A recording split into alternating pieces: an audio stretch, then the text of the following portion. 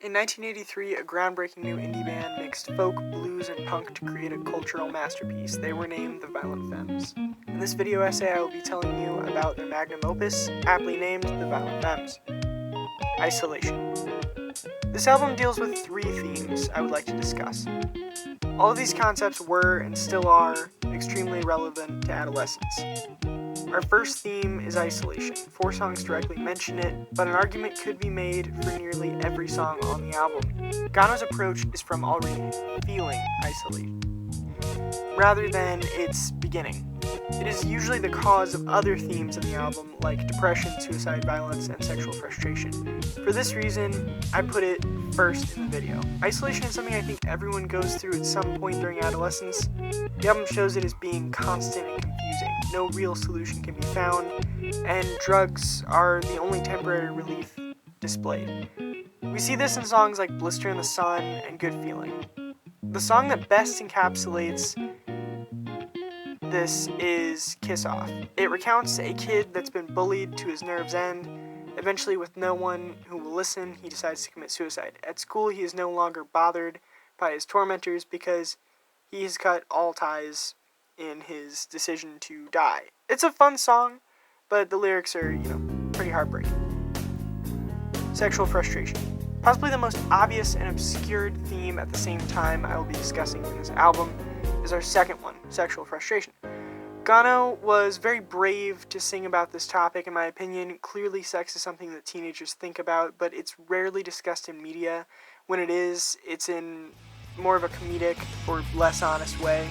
6 of the 12 songs on this album cover sexual frustration in some way. Clearly, it's an important theme. There's certainly a range of intensity with this, though. The song Confessions takes a lighter tone, uses a more subtle approach. However, Added Up goes the opposite direction. It regales the story of an impoverished boy whose mother pays him no attention. He is convinced that the solution to his issue is losing his virginity. After several failed attempts, he buys a gun to prove to others he's a man. At the end of the song, he hires a prostitute. Unfortunately for him, he doesn't have enough money. It's a dark tale told in a charming and interesting way. It shows what can happen to someone in his environment.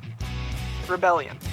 The final theme I will talk about is rebellion. This is the best associated with adolescence, so of course it made an appearance on the album a few times. It only directly appears in 2 songs, but its spirit can be found in more places. Songs like Ugly and Gimme the Car make lyrical references to rebelling against parents and enemies, but the best example of rebellion on this album is in its sound. The guitar throughout the entire work is played in a sloppy fashion.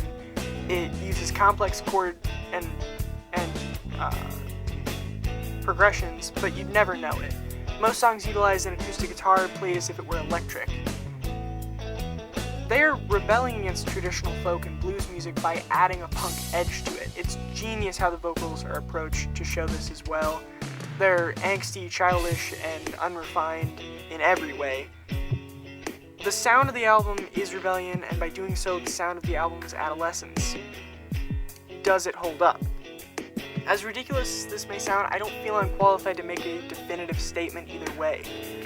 Gano wrote these songs when he was 18 years old and in high school, so they come from an honest place. The majority of kids I've talked to about these guys had no idea about them, though. On the other hand, the ideas in the album are still true to this day. For many of those same kids I talked to. I will let you decide if the album holds up or not. Seriously, you should tell me what you think. It would be pretty cool feedback. I'm Brody Huckleberry, and this was my video essay about how the Violent Femmes album Violent Femmes explains adolescence mindset perfectly.